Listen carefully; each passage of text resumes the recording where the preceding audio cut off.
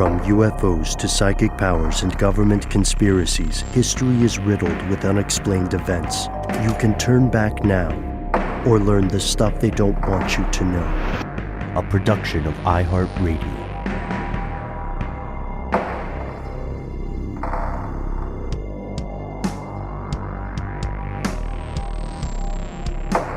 Hello, welcome back to the show. My name is Matt. My name is Noel. They call me Ben. We're joined as always with our super producer, Paul, Mission Control Decant. Most importantly, you are here, and that makes this the stuff they don't want you to know. Tonight's episode is one for the cryptid fans. We're diving into some stories that might be unfamiliar to a lot of our fellow conspiracy realists outside of Ohio. You've heard of Bigfoot, you've heard of Nessie, and so on. But what about the Frogman? We hadn't heard of this until you, Noel, sent along a link in a group chat. I can't remember how I even stumbled upon it. It was just, just your typical day of Googling like we do for the various things that we're looking into and rabbit holing. And yeah, the Frogman. No, I know what it was. It was a podcast that I really like called Ranged Touch. It's these two. You'd like this one too, Ben. They do a couple of different podcasts. It's sort of like a mini network. One of them is called Just King Things, where they go through every Stephen King book in order of publication. And then another one is about the webcomic Homestuck, which is like this whole weirdo, bizarro, world that's kind of sort of Stephen King inspired. But another one is just their more regular flagship podcast, Range Touch. And they were talking about tabletop gaming, and it came up some game they were reviewing that was of like a bunch of different cryptids, like a card game. And they were describing the drawings and all of the different illustrations. And the Frogman, the Loveland Frog, or the Frogman of Ohio came up. And I was like, I don't think we've discussed the Loveland Frog. And he's such a cute little fella. And Ben, this led you down more of a larger big picture Cryptids of Ohio rabbit hole, but we'll get to the frog. We will indeed get to the frog. There's a bit of Lovecraft in here. It's pretty cool. We've heard about Bigfoot, but what about the Grassman? What about the Dogman? It turns out Ohio has a ton of cryptids. Legal requires us to say allegedly has a ton of cryptids. Here are the facts.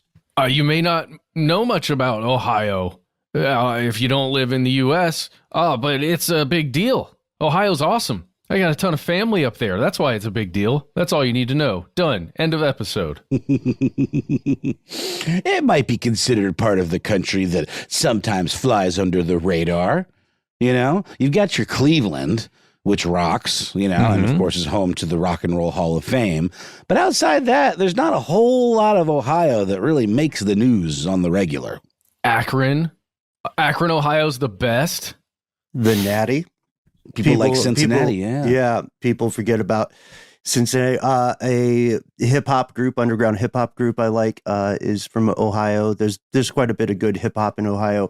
It's also the 7th most populous state in the entirety of the U.S. The population is nearing 11.8 million, even with all the brain drain that happens in, as you called them earlier, the so-called flyover states.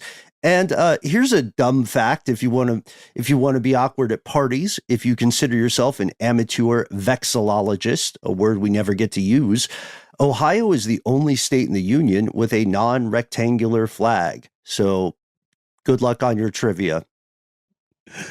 Is it just more squarish? Is it a trapezoid, a rhombus? It's a circle. Oh, man, they really got some trippy stuff going on over there in Ohio. No, I did not know this, Ben, and I also was literally about to ask you what vexillologist was, and then you got to it in short order. But, wow. I thought, is it like not the rules that you have to have a perfectly rectangular flag, that all flags have to? It's just one of those things that I think people just typically just do out of decorum and a sense of just like, this is how it's always been done, that you take for granted the fact that maybe you don't have to.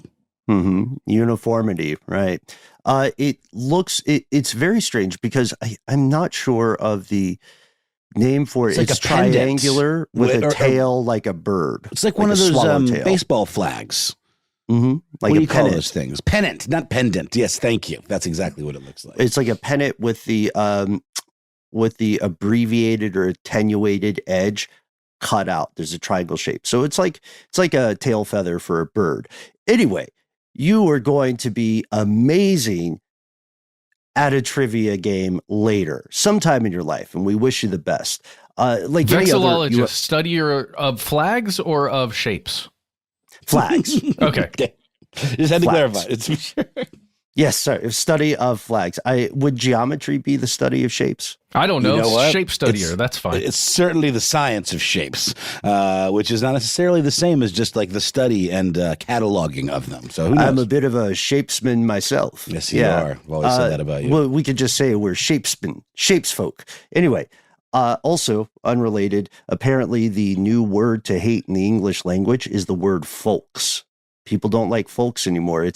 It's now fast approaching the level of disapproval that people used to hold for moist. Well, they just think it's too folksy? I don't know. Maybe They find it disingenuous? insincere. Yeah, disingenuous. But I think the way we use it is fine. We're certainly not politicians trying to pretend like we're not from Connecticut. Anyway, I We're can spies see that pretending. when a politician uses it, they usually are using it in such a way as to make them seem like the common man. Listen here, folks, we're all on the same page, right? I mean, that kind we of stuff. can all I can agree. get it. We can Mhm. all agree that Fabergé egg depreciation is one of the prime issues of our great nation. It's a problem for all of us. Mm-hmm. Yeah. Like any other state in the U.S., for thousands and thousands of years, there were tremendously sophisticated, entrenched native populations that lived there and created empires all their own. The earliest records of human habitation in Ohio date back at least 13,000 years. And if we were betting on the odds here, I would say probably further than that. That's right. It actually dates back much further to the Adena culture, who domesticated plants there somewhere around 1,800 BC. This group was also responsible for building something with an incredibly cool metal name, the Great Serpent Mound. And as the Adena people evolved into, they really took this mound thing and ran with it. They became what's referred to historically as the Hopewell Mound Builders. Modern day Ohio became home to a lot of these kind of earthen constructs. Mm-hmm. And, like we said, we don't know how far back human presence in Ohio goes, or modern day Ohio, what we call Ohio today. We know that the Adena culture came out of this rich soil of pre-existing communities, and they did a lot of stuff that the early U.S. ignored.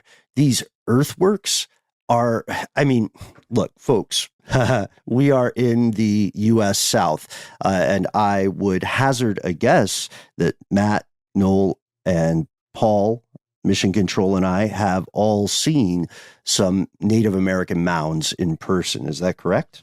No, you're wrong. Never seen the mounds. I may have seen them and not known, that's what they were, because there's certainly, this really does, like you said, Ben, and your research, you found the description for earthworks as being sort of a overarching term for any man-made earthly, change in elevation. It doesn't necessarily have to be for artistic purposes, right? I mean, it can be kind of functional as well, right?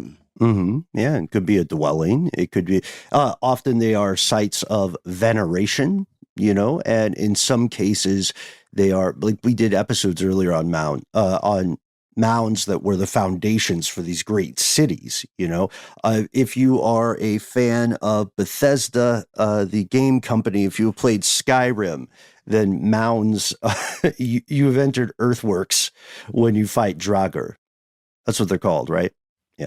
Yeah, those are giant the tombs. lizard people, right? Aren't they the lizard people? They're the Viking zombies. That's right. Okay, sorry. I'm thinking of a different class. It's been a minute since I played that game. Sorry, Matt, what were you saying? Oh, nothing. They're places to bury the dead. That's what those tombs are, basically, they're going into.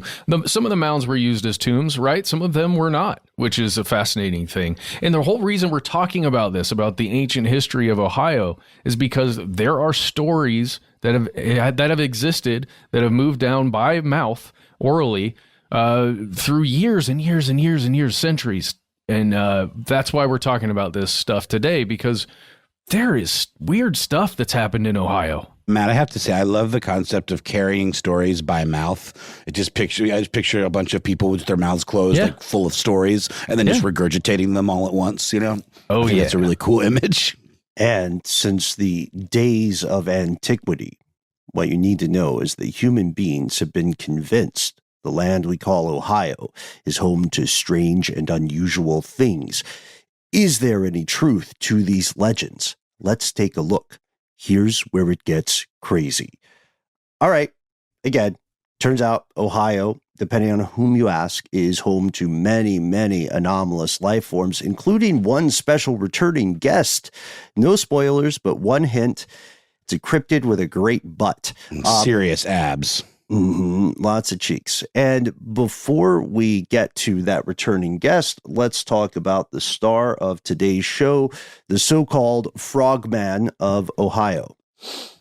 But before we even get into this, I just want to point out, too, that the term frogman is one that holds a lot of meaning in like spy culture, too. We've talked about this in terms of like sort of divers that are, you know, spies or associated with some sort of nefarious clandestine activity, often wearing these green kind of flippered suits and goggles. And you see them in like Johnny Quest, I think. They appear in an episode of Johnny Quest. But just the idea of being a frogman was referring to someone who was like a kind of a secret agent diver type, right?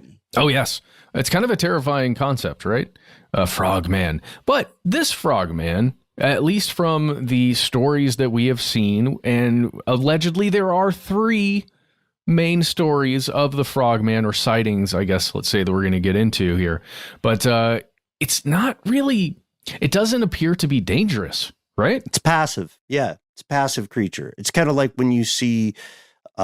back when turtles were way more common, it's like if you walk past a turtle, if it's not a leatherback, if it's not a snapping turtle or something, you're totally fine.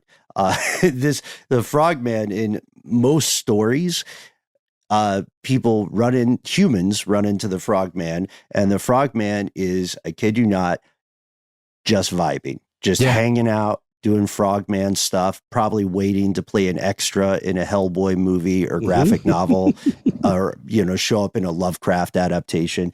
And For real, though, like hiding under a bridge or just chilling. But not demanding a toll of any kind, just sort of hanging out and just people watching, you know? Frank Reynolds is probably more aggressive to the average human than the average frogman. No question. Little fella too, right? Yeah, if you look at the geography, Matt, you made a great point when you say it's by a bridge. This cryptid has been sighted in very, very specific geographical areas, and only later did it expand. It's also a pretty new legend. The first sighting, or the first one that's universally reported, occurs in the marshes near Loveland, Ohio, along the banks of something called the Little Miami River. To set the stage, there's this place called Hamilton County.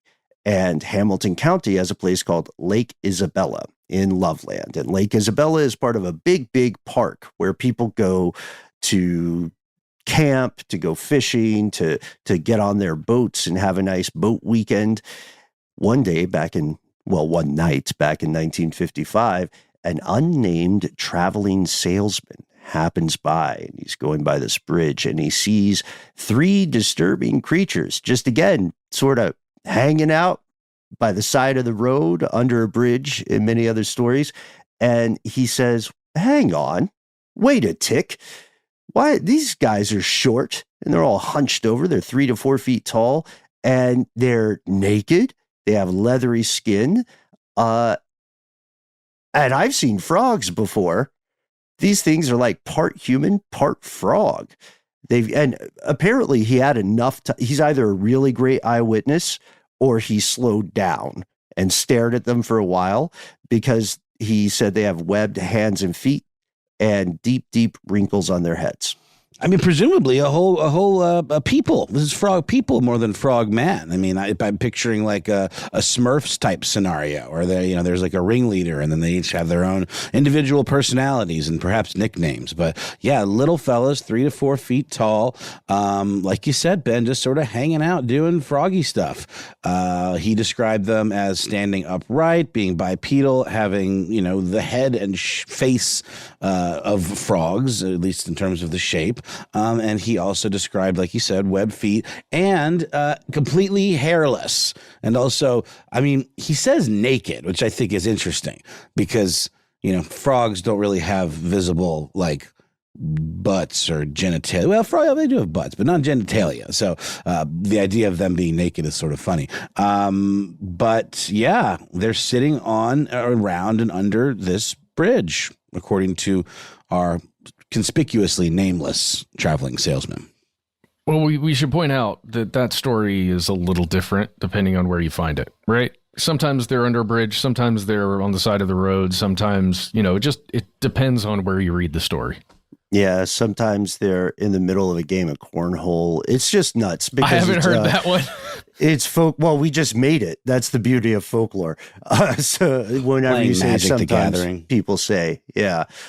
This one, like any good cryptid origin story, is light on specifics. Like you said, Matt, we do not know the identity of this apocryphal salesman. We don't know the names of specific roads or bridges for this story, but we do know the local lore argues this guy was in the vicinity of a community called Branch Hill. Branch Hill, if you look on, Google Maps or your favorite Orwellian surveillance service of choice, you'll see that it is on the southern side of Loveland. And for a very long time, in the modern day as well, the side roads in that area, like your little 2 lanes and so on, they're not very well lit. So it's completely possible that the guy saw something. Maybe he even saw 3 odd looking but very human people and misidentified them. But the weird thing about this story is the cyclical nature. So it happens 1955, right? Or that's the provenance of the stories. It's always reported, and it becomes kind of local campfire lore. Boy Scout groups tell each other this, youth groups tell each other this when they're camping or when they're at their summer camp. Until 1972, when things get real. Yeah. I felt like it was inevitable before one of these was going to get smushed by a car or, shot by a hunter. I also picture them riding unicycles for some reason. I don't know why. You're thinking what up meme. That's the one. That's the reason. Me and Casey Pegram's favorite, yeah. Oh, yeah, it's a good one. 1972, a Loveland police officer enters the chat. Mark Matthews shot and killed some sort of creature of unknown origin. It appeared to resemble something along the lines of a humanoid frog, and WCPO Cincinnati summarized the story thusly.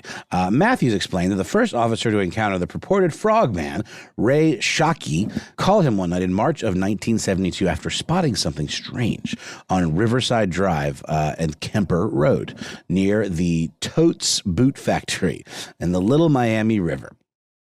And then he's quoted as saying, naturally, I didn't believe him, but I could somehow tell from his demeanor that he did see something.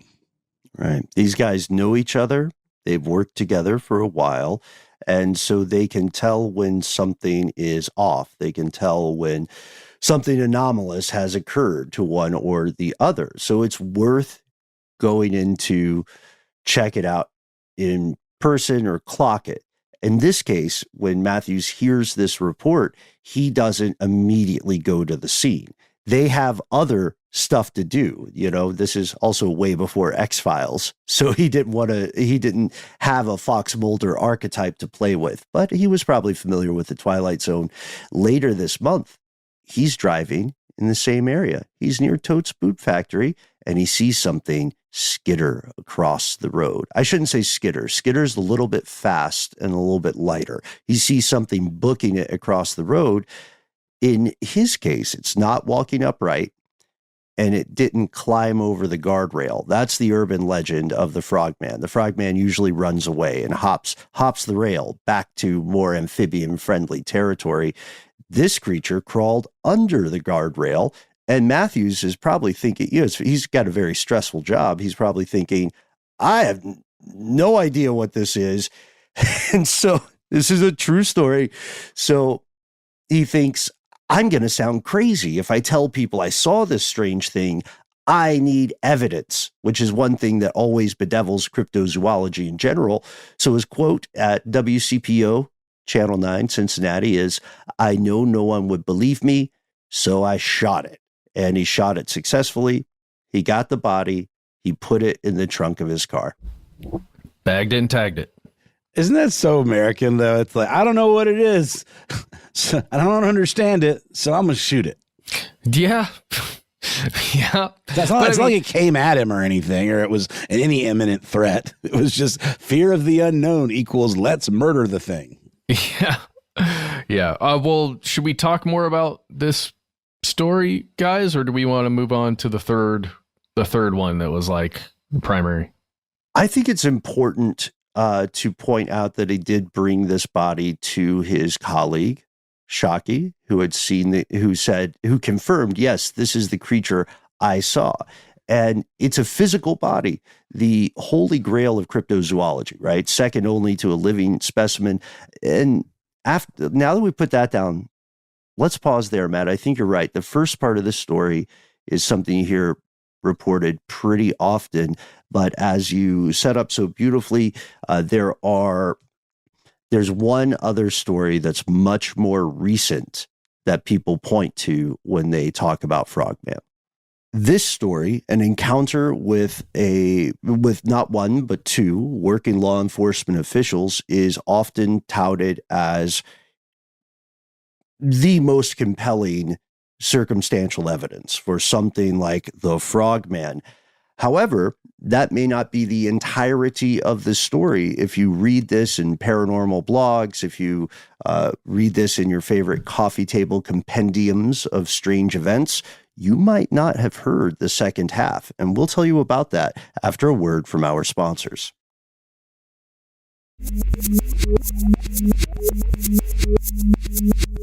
All right, and we're back. So let's talk about that body, that holy grail of a thing that was in the trunk of the officer's car.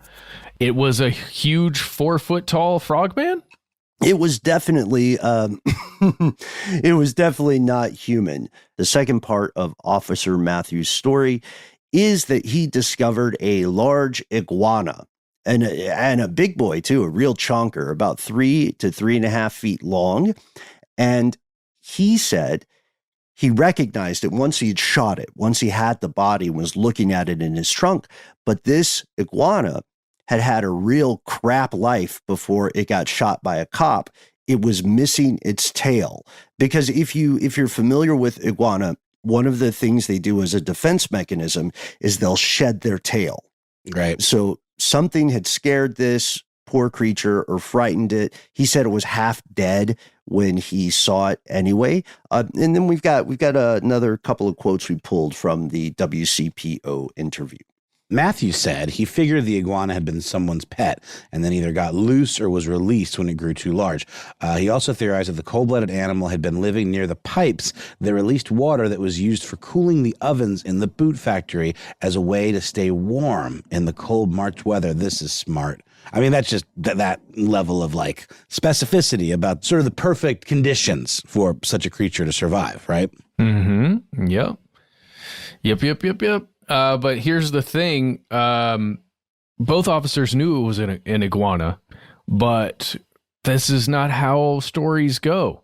When you're telling a story, depending on who's writing it down or listening or, whatever that person's lens looks like, it might change the story that you're telling them, right? Because these officers ended up recounting this story to somebody and then it got a little altered.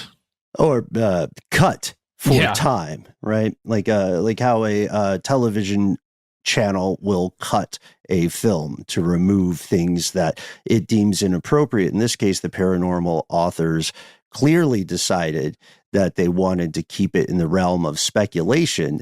And it's kind of like, you know what they did? It's kind of like if you were to be in charge of cutting a movie and you said, we're going to cut out the part of the movie where the murder is solved. Mm-hmm. That'd be a bummer. An eternal cliffhanger. I mean, I think what a lot of these stories have in common too is just like a thing that is out of place, right? That people are not expecting to see, usually under shadowy, literally dark circumstances that allows the imagination to kind of run wild. I mean, certainly this account differs from our traveling salesman who saw practically a group of tiny frog people having a tea party. But I just wanted to mention, I found out about a neat story when I was in Philadelphia this past week. I went to an Asian kind of outdoor street fair kind of thing in a park at FDR Park. And a friend of mine told me that recently a exotic lizard called a caiman had been found living in this lake.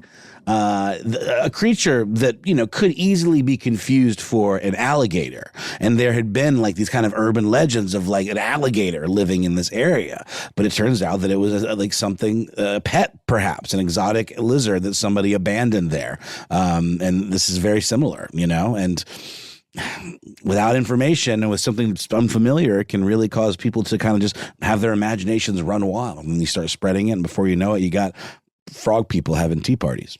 Agreed. Exotic animals are a huge factor in misidentification of things that later become touted as cryptid cases. But for all the true believers out there, you may be, it may buoy your hopes to learn that misidentification of non-native animals cannot explain 100% of the sightings. Matthews gets kind of burned for this. You know, he felt betrayed, obviously, by an author. He says this was all a big hoax, the way people handled the story, probably for book sales. That's the implication. He no longer does interviews, and he moved to Florida eventually, where people still tried to contact him for many years about this, because keep in mind, it's 1972, right? And the issue is, the story is so good that people treated it the way we treat all folklore. And he said, let's not let facts get in the way of a good story. And the local community has embraced Frogman to a degree. Also, sightings still, to my earlier point about cycles, sightings still pop up. In 2016, there was a couple playing Pokemon Go, a game I will never trust. And they were in the area, Loveland, Madeira Road, and Lake Isabella. And while they were playing Pokemon Go, Sam Jacobs and his girlfriend spot something they think is Frogman. At this point, it's 2016. So are they not primed to think of Frogman when they see something unusual in this area? They're also, props to Sam. Sam is adamant that this was not something on the Pokemon Go screen. He said it's a real thing, not something he was trying to collect. I know the difference between a cartoon and an AR game and a real thing. Yeah, How but dare you? Talking about priming, there's stories of Frogman. You're playing a game that features creatures that are based on, you know, creatures we know of that are altered. It's a lot of coincidence there, but we do have a quote from Sam Jacobs. I'll just read it for you here. Quote, "We saw a huge frog near the water. Not in the game, Pokemon Go. This was an actual giant frog. I took a couple of pictures and a video because I've never seen one that big. Then the thing stood up and walked on its hind legs." And he continues. This is, by the way, credit where it's due. This is from Fox 19 Now. They broke the story in 2016. But I love, like, he is exercising objectivity here when he says, "I swear on my grandmother's grave that this is the truth. I'm not sure whether it was a frogman or just a giant frog. Either way, I've never seen anything like it." So Sam is being as objective as possible. And you guys had a chance to look at the, at least a still photo of this, right? Yeah, it looks like a big ass hoax to me. Yep. With the eyes and somebody in a suit. Come on. The eyes are clearly, they're not reflective or, they're lights.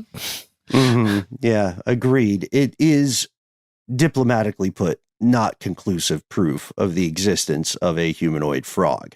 However, just like countless other communities that enjoy and celebrate their local legends, Frogman is super popular in Ohio. There was a musical about the creature called Hot Damn, It's the Loveland Frog, which references, again, one of my favorite memes. Oh, shit, it's that boy. What up?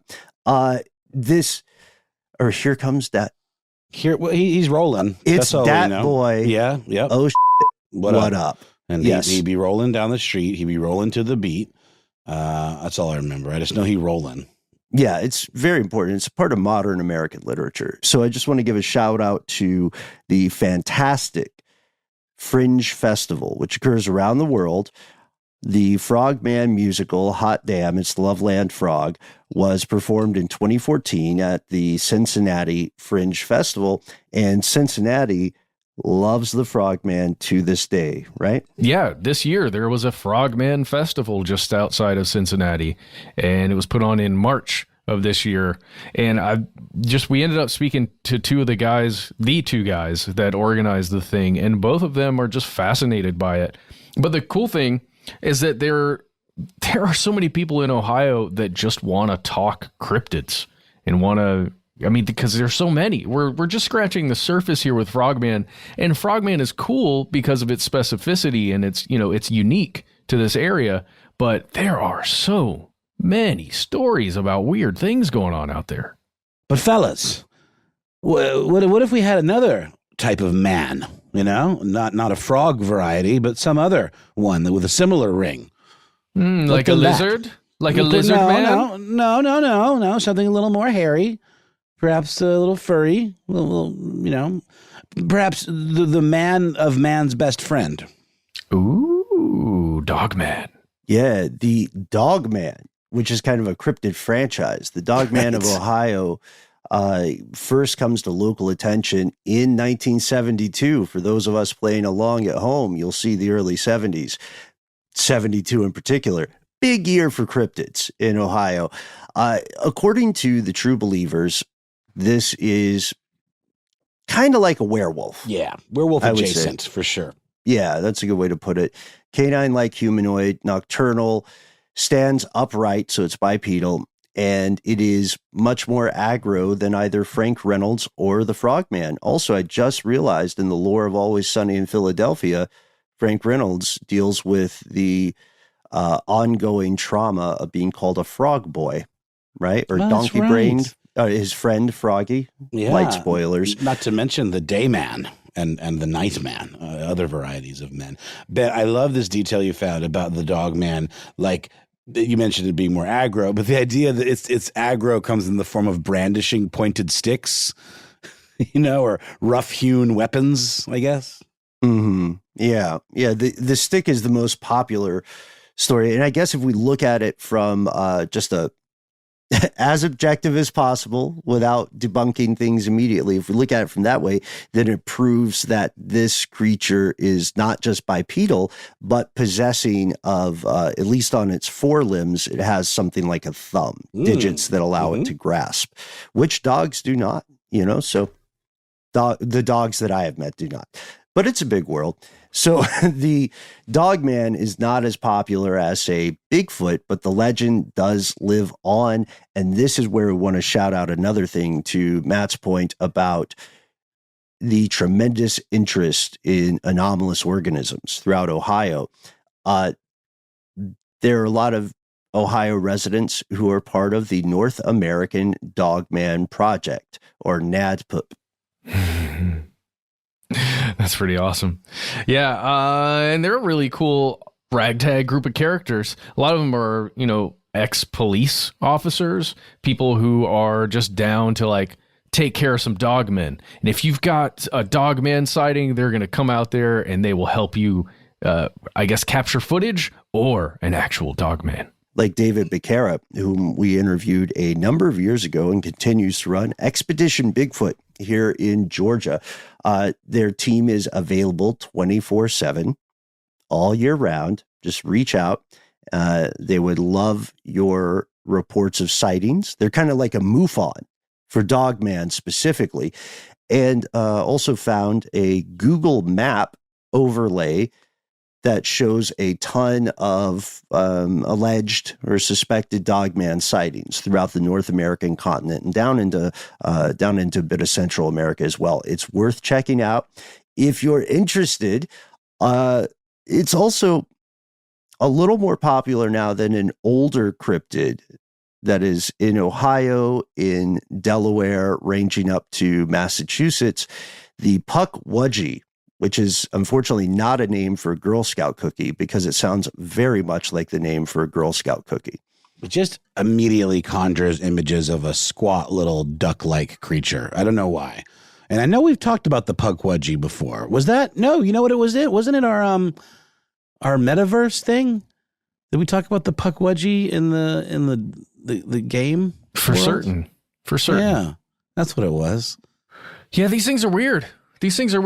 Ben, I've seen them described a couple of different ways, but how would you describe a Puckwaji? Having not knowingly seen one myself, the tricky thing about this is common in a lot of Native American folklore as well, is that they are shapeshifters. I want to give a shout out to author Teresa Bain in her work, Encyclopedia of Fairies and World Folklore and Mythology. Definite must read if you're a fan of folklore. She notes the Puckwaji is a 2 to 3 foot tall goblin or gremlin-esque thing. It's a shapeshifter, but it often assumes the form of sort of a human porcupine, a porcuman. That's pretty awesome. Puckwaji. See, they seem to sort of possess siren-like qualities, in their ability to sort of lure people to their death. But also occasionally are ascribed the ability to, whether it's organic or through some weapons, I guess, launch poisonous arrows. Mm-hmm. Yeah. Darts. Yeah. Porcupines also can't launch their quills. What? That's a myth? Again, I'm playing Diablo 4 right now, guys, and there are definitely Puckwaji-like creatures in there that shoot their spikes at people. Okay. And Diablo 4 is just, you gotta take that as fact. That's the paragon of reality, yeah. It's basically this generation's Oxford English Dictionary. Last thing, have you guys seen, obviously there's all this air quality issues in New York because of the wildfires in Canada, and it's been making the rounds, somebody posting a billboard that says, "Welcome to hell, New York," and it's the Diablo image, and in the background it just looks like a nightmarish hellscape horizon. Yep. Yeah, I saw that one as well, and at first I didn't get it, but boy, good luck to everyone in New York, in Canada, most particularly in Norway, where the fire's consequences are also reaching across the Atlantic. What would the Puckwaji make of this? Well, the Puckwaji probably wouldn't care too much because, as so often happens in these ancient stories of running into near human creatures, once upon a time, relationships between the humans and the Puckwajis were pretty dope until humans did some sort of transgression and the Puckwaji soured on them. So if you meet a Puckwaji in the wild, it's probably not going to help you. There aren't a ton of these sightings in the modern day, but you'll find no shortage of amateur archaeologists or cryptozoologists or authors claiming to have encountered them numerous times. Again, the tricky thing is this is an entity that can change its shape. So therefore, if we're playing the thought experiment, it's completely possible, if you are listening to tonight's show around other people, that the thing sitting next to you appearing to be a person is in fact a Puckwaji. Be cool. Be cool. Shapeshifters are neat, but really untrustworthy. You know what I mean? Come on. Just be yourself. And the thing is, this is something we've talked about in the past with Australopithecus and with the legends of wild, hairy hominids that are around in almost every culture on every continent except Antarctica. It's the theory that fascinates at least me so much. I want to speak for everyone. What if these stories somehow date back to actual encounters with early Homo sapiens and early relatives of Homo sapiens. The geography here might appear super wrong, right? Because most of those relict populations of mixtapes or relatives of Homo sapiens, they were in the African continent, the Middle East, parts of Europe, and Central Asia. But I don't know. Did you guys see the news about the new stuff discovered just recently? Homo naledi, they're called. No. Naledi. It was pretty awesome. Isn't it just like one of the oldest versions of a pre-Homo sapien population that was creating art? Is it art, or what were they doing? They were purposely carving symbols. So purposely carving with meaning 100,000 years before what we call humans even picked up the brush or the, crushed the bugs to make the dye. So the point is we are learning as a society more and more about the ancient past, and DNA research already kind of proves that there are a couple of other relatives of Homo sapiens that have yet to be discovered. So maybe that's part of the explanation for the Puckwaji. But if we're talking about these weird primates, excuse me, I don't want to denigrate them. If we're talking about these near human, non-human primates, then of course we have to intro another one. Ohio, you see, has its own version of Bigfoot. It's not the Dogman. It's not the Frogman. It's the Grassman. We'll pause for a word from our sponsors, and then let's go into the deep grass and see what we find.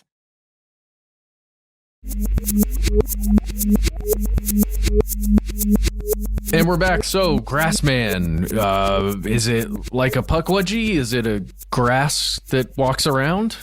That would be so cool. A walking marijuana plant?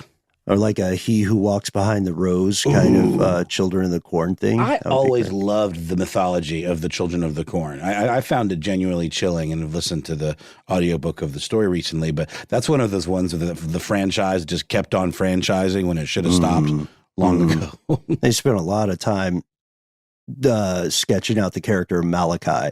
But, short stories make for great adaptations. I love that one. I love the lore of sort of a weakly godlike entity, which is a way you could describe something like Cthulhu, excuse me. So the Ohio Grassman, aka the Minerva monster, is sort of a one-to-one description of Bigfoot lore with a few key differences. Yeah. What I've heard is that it's got longer hair. And it smells worse. Yeah, it smells worse. And it was found in grass. So rather than seeing Bigfoot in the woods, which is highly common, or things that would be described as Bigfoot, the landscape has changed. That's one of the main things that that Jeff, one of the guys I spoke to who did the Frogman Festival, he said it's really just a landscape thing. And the longer hair is the only discerning factor between this Grassman and Bigfoot sightings. And interesting in comparison to another possible subspecies of Bigfoot, the skunk ape.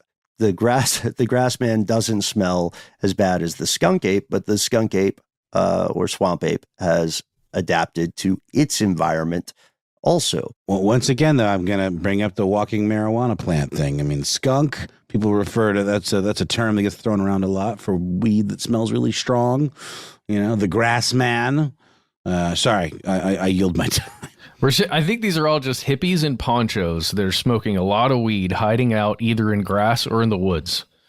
Ghillie suits, maybe. A good ghillie suit would 100% make you look like some kind of cryptid similar to this. Also, is that one of those like luau type grass, like a suit version of a grass skirt, kind of? It's a specific type of camo. Got it. It looks really. Yeah. Okay, I'm really picturing cool. it. Yep, picturing it. Yeah. Mm-hmm. So you see it in fiction. Hopefully, you never see them in real life, folks. But in fiction, in action movies, you'll see snipers wearing ghillie suits so that they can lay around for hours until they need to get that shot 100 yards away or something. But also, how about cannabis chimp? We'll see if that works out. A chimp would be a little too short for this.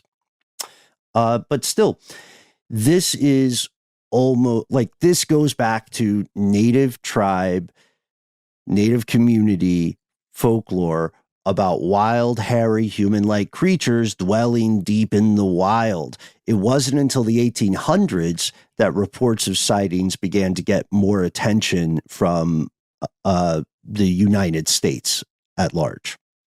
Okay, I think we should pause for a second here to say we know, especially for our fellow conspiracy realists who consider themselves a bit more skeptical, we know that this might all sound silly, but you have to remember, we were able to trace down the origins of a couple of other things that were treated like myths. I'm thinking particularly, Matt, Noel, of the stdwytk. Remember that one? Oh yeah, another reason to redheads get a bad rap. Yeah, we have a whole episode on that, right?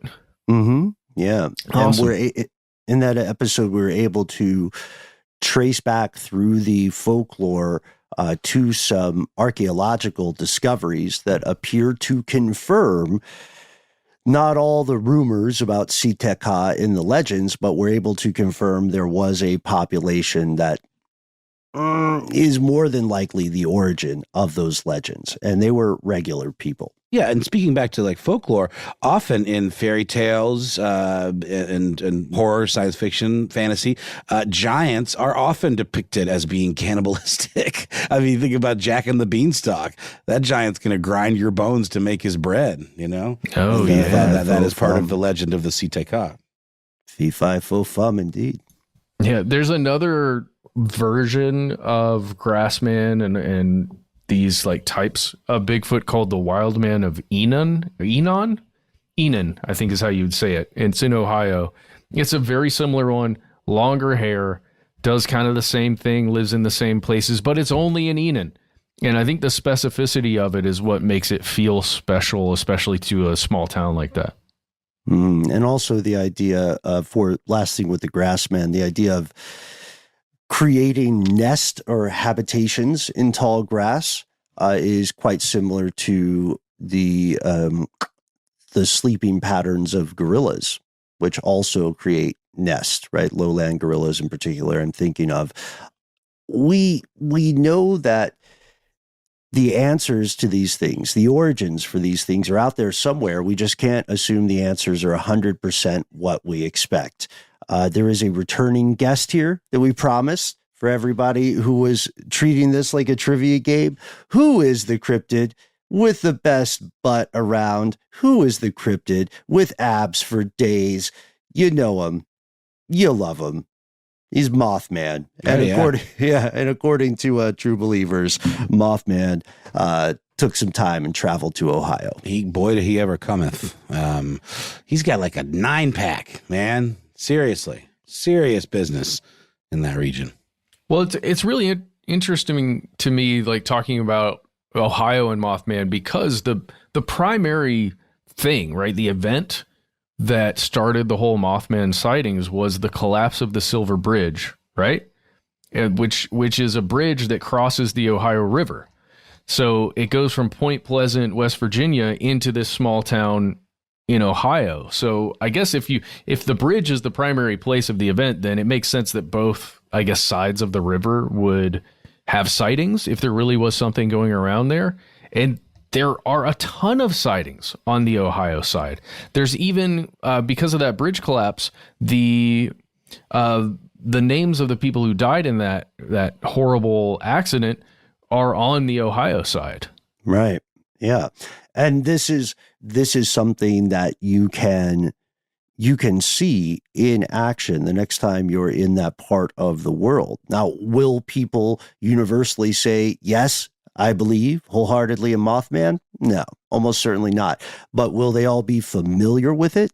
Yes.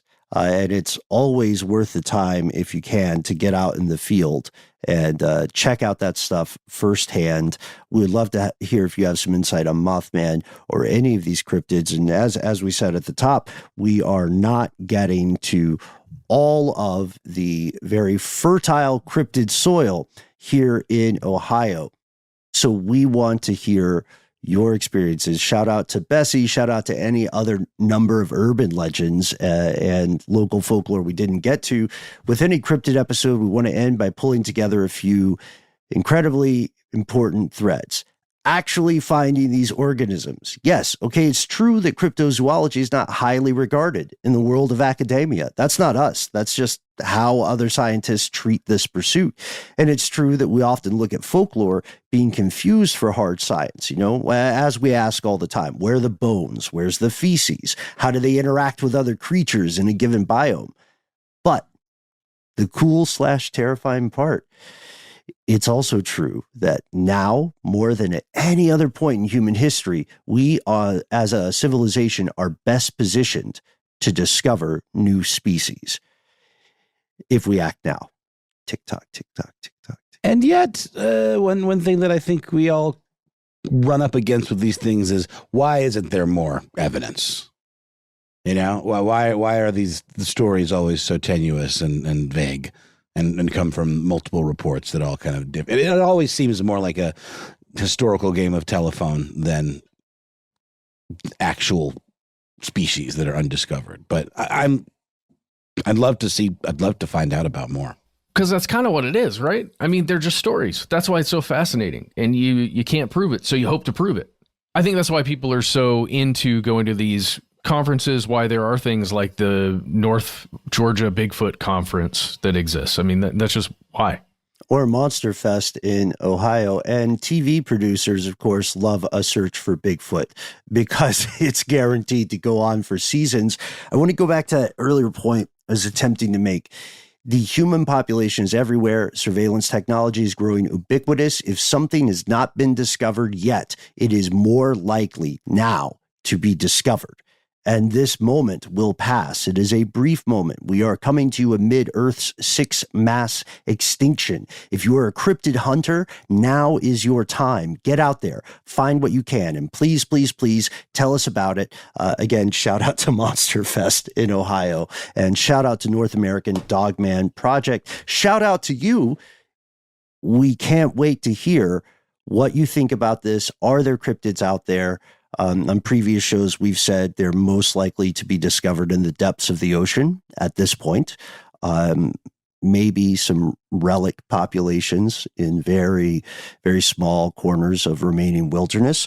But what's going on in your local neck of the woods? When you walk into your local restaurant or your VFW or hangout spot, what's the monster they talk about? Let us know. You can find us all over the internet. We're Conspiracy Stuff on YouTube, Twitter, and Facebook. Conspiracy Stuff Show on Instagram and TikTok. Yes, we've got a phone number. You can call us, 1-833-STDWYTK. It's a voicemail. You've got 3 minutes. Give us a cool nickname. Please let us know if we can use your name and voice on the air. Quick shout out here to that Jeff Craig guy who makes a thing called Map in Black. That is an entire map of the United States with cryptozoological sightings on it, pinpointed. And then if you flip the thing over, you can look at it and see, like, in alphabetical order, where all these cryptids have been seen and what type of cryptids. Really, really cool stuff. Yeah. If you don't want to give us a call, why not instead send us a good old-fashioned email? We are conspiracy@iHeartRadio.com.